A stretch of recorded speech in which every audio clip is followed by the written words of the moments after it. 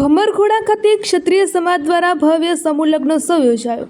વડોદરા જિલ્લાના સાવલી તાલુકાના ભમરઘોડા ગામ ખાતે ક્ષત્રિય સમાજ દ્વારા ભવ્ય સમૂહ લગ્નોત્સવનું આયોજન કરવામાં આવ્યું હતું।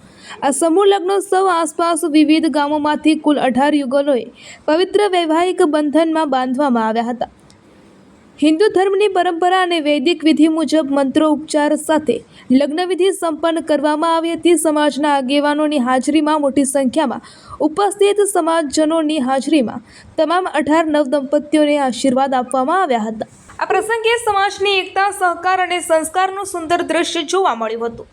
સમૂહ લગ્ન દ્વારા સામાજિક સમરસતા અને સરળ લગ્નની પરંપરાને પ્રોત્સાહન મળ્યું હોવાનું આગેવાનો દ્વારા જણાવાયું હતું।